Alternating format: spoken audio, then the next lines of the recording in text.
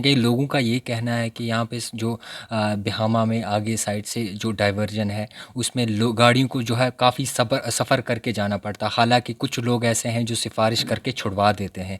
तो जो मजबूरी जिनको होती है, जिनको प्रॉब्लम्स आती हैं, तो उनको दूर से घूम के आना पड़ता है। तो उनका ये मानना है, लोगों की ये एक अर्ज़ी है कि वो डाइवर्जन जो है वो ख़त्म किया जाए। तो उस पर आप क्या कहना है? अस्सलाम वालेकुम नाजरीन, आप देख रहे हो जेके रेवोल्यूशन और मैं हूं आपका मेज़बान जावेद ख़ान। नाजरीन, बात करें कोविड की, तो कोविड में फ्रंट लाइन वर्कर्स अगर डॉक्टर्स माने जाते हैं, उसके बाद जो है पुलिस महकमा है जो दिन रात अपनी ड्यूटी देता है। नाजरीन, डिस्ट्रिक्ट गांदरबल की बात करें तो डिस्ट्रिक्ट गांदरबल में जिस तरीके से इंतज़ामिया ने काम करवाया है, बाकायदा ही काबिल तारीफ़ है। तो इसी सब पे हमारे साथ आज मौजूद हैं बात करने के लिए डिस्ट्रिक्ट गांदरबल के एसएसपी जनाब सुहेल मुनव्वर मीर साहब। सर, आपका बहुत बहुत शुक्रिया हमें कीमती वक्त देने के लिए। शुक्रिया जी आपका। सर, बात करें कोविड की, तो कोविड में बहुत सारी परेशानियां आई। बात करें पुलिस महकमे की, तो दिन रात ड्यूटी देनी पड़ी। फर्स्ट वेव और सेकंड वेव में कैसी ड्यूटी रही आपकी? ड्यूटियां तो दोनों वेव्स में पुलिस की बहुत राउंड द क्लॉक ऑलमोस्ट रही हैं। फर्स्ट वेव में थोड़ा सा अनप्रिपेयर्ड थे, लेकिन जूं जूं वक्त बीतता गया तो वो एक्सपीरियंसेस भी हमने हासिल की। तो by the middle of the first wave या उसके बिगिनिंग में ही पुलिस हर तरफ जो है अपनी ड्यूटीज़ अंजाम दे रही थी। सेकेंड वेव में भी ऐसा ही रहा, मुख्तलिफ ड्यूटीज़ रहीं, लॉकडाउन की रहीं, कंटेनमेंट की रहीं, कंटेनमेंट जोन्स में हम डिप्लॉय हुए, हॉस्पिटल्स और इन सैम्पलिंग साइट्स पर भी स्टेशंस और ट्रीटमेंट स्टेशन सेंटर्स में भी डिप्लॉयड रहे। और जब पार्शल रिलैक्सेशंस दी जाती हैं, वो एक बहुत ही मुश्किल फेज़ होता है, बिकॉज उसमें रेगुलेशन करना पड़ता है। तो उसमें भी पुलिस डिप्लॉयड रहती है। लोगों के जो मुश्किलात लॉकडाउन के दौरान हुए, वो पुलिस ने बहुत प्रोएक्टिवली उनमें अपने आप को इन्वॉल्व करके लोगों की मुश्किलात जिस हद तक कम कर सकते थे वो करने की कोशिश की। तो कुल मिला के जब देखेंगे आप, तो दोनों फेजेस में, जो लास्ट ईयर 2020 में फर्स्ट वेव चला था और जो इसी हाल साल रवां में जो अभी सेकंड वेव मार्च से शुरू हुआ, तो front line workers of course जो डॉक्टर्स हैं, पैरामेडिकल स्टाफ है, टेक्नीशियंस हैं, हेल्थ केयर वर्कर्स हैं, उनका तो स्पेशलिस्ट रोल ऑफ कोर्स वो रहेगा ही, और वो हमेशा नंबर वन पे रहेंगे उस हिसाब से कि उनकी मोस्ट इम्पॉर्टेंट जॉब रहती है इसमें। बट जहाँ सपोर्ट और मैनेजमेंट की बात है, तो मैं ये ज़रूर कहूँगा कि पुलिस जनरली इसमें एक बहुत ही इम्पॉर्टेंट रोल जो है वो अदा करती है। सर, अगर देखा जाए तो कहीं न कहीं कोविड के चलते कुछ लोग जो हैं गाइडलाइंस को अनफ़ॉलो करते थे, गाइडलाइंस को पूरी तरीके से फ़ॉलो नहीं करते थे और एसओपी का ख़्याल नहीं रखते थे। और कैसा रहा आप लोगों का, उन आप कैसे समझाते थे उनको और कैसे उन्हें जो है वापस अपने घर भेजते थे? इसमें ये मैं कहूँगा कि ओवरऑल ओवरऑल मेजॉरिटी जो लोग हैं, मेजॉरिटी जो आवाम है, पब्लिक है हमारी, वो कोऑपरेटिव होते हैं। कुछ एलिमेंट्स होते हैं, चाहे उनकी कुछ ऐसी मजबूरियां हों या फिर अ, उतने सीरियसली शायद वो थ्रेट को ना समझ सकते हों कि इसके जो नताइज हैं ये एसओपीज़ ना फॉलो ना करने के, वो शायद कुछ वो लाइटली लेते हैं। बट ओवरऑल मैं ये ज़रूर कहूँगा कि मेजॉरिटी जो है लोगों का साथ रहा है इसमें। और वही एक वजह है कि हम देख रहे हैं कि सो फार इस सेकेंड वेव में, आज की डेट में दिन ब दिन इसमें बेटरमेंट आ रही है, कंटेनमेंट हो रही है, स्प्रेड कम हो रहा है, पॉजिटिविटी रेट्स जो हैं कम होती जा रही हैं, सिविरिटी ऑफ इन्फेक्शंस कम होते जा रहे हैं। तो लोगों ने ओवरऑल बहुत अच्छी तरह कोऑपरेट किया है। टेस्टिंग का मान लें आप, वैक्सीनेशंस का ख़ास तौर, लोग वॉलंटरली उन्होंने आगे आकर अपने आप को वैक्सीनेट करवाया। तो कुछ एलिमेंट्स ज़रूर होते हैं हमारी तरफ से इसमें।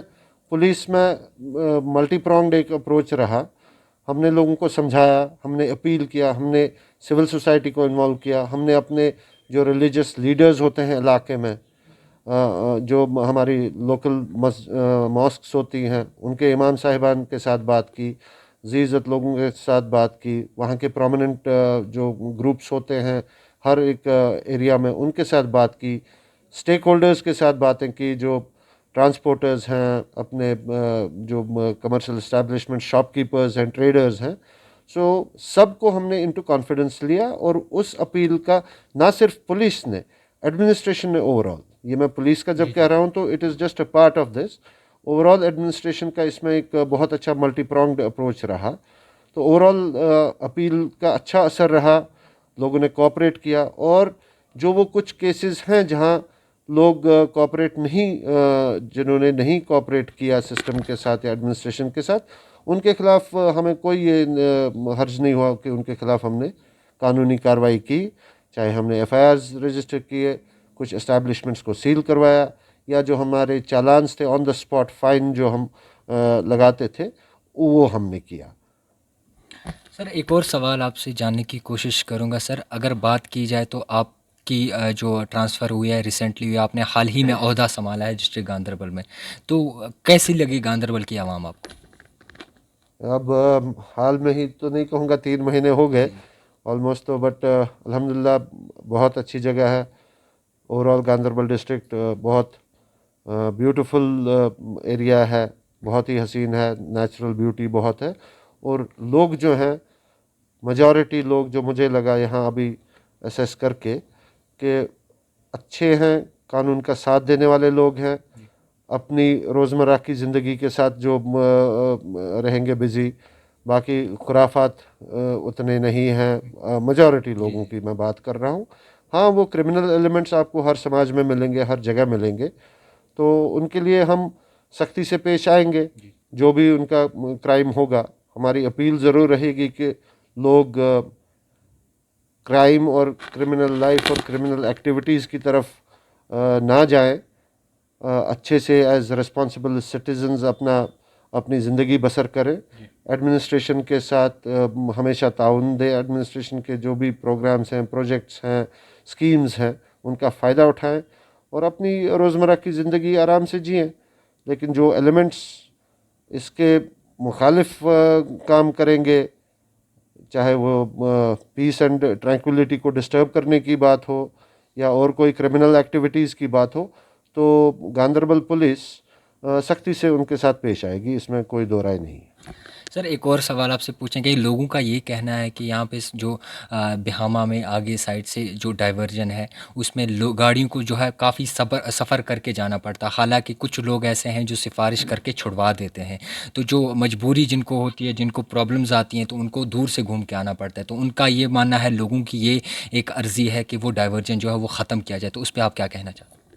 वो आप ट्रैफिक डाइवर्सन की बात कर रहे हैं, उसमें हम स्टडी कर रहे हैं। देखिए, जब फुल फ्लो ऑफ ट्रैफिक होता है, जो पास्ट का हमारा डेटा यहाँ पर मौजूद है, तो ये रोड वेड्थ और वहाँ जो कंजेशन होता है, ख़ासतौर आपके बिहामा चौक में और उस पॉइंट पे जिसको आप डाइवर्शन पॉइंट कहते हैं, तो पास्ट स्टडीज़ ने यही बताया है कि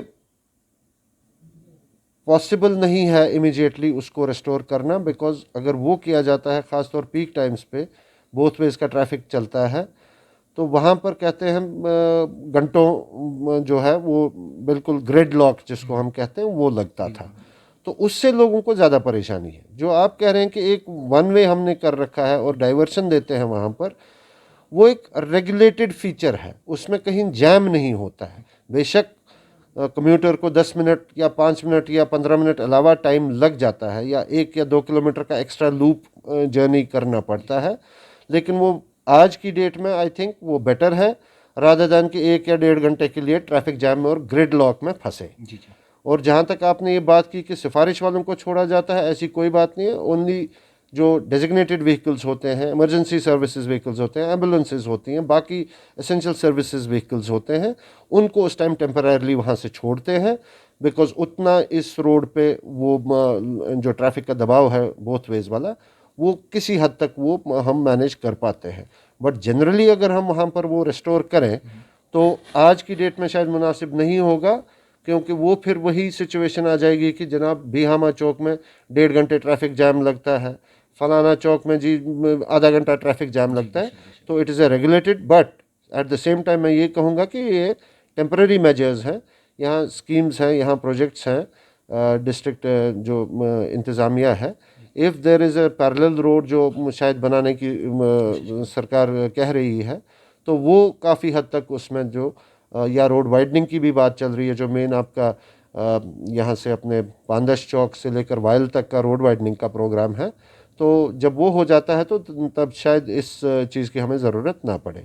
और उसमें भी मैं और एक अपील भी करूँगा कि जो रोड यूज़र्स हैं, गाड़ी वाले हैं, कम्यूटर्स हैं, वो जब ऑलरेडी तंग जगह पर पार्किंग करके रखते हैं गाड़ी की, चाहे वो 10 मिनट के लिए किसी दुकान में गए हों कोई सौदा खरीदने, तो गाड़ी उनकी सड़क पर रहती है। तो जहाँ पर ऑलरेडी आपकी रोड विड्थ बहुत कम है, वहाँ पर वो गाड़ी लगाने से और भी प्रॉब्लम्स कंपाउंड हो जाती हैं।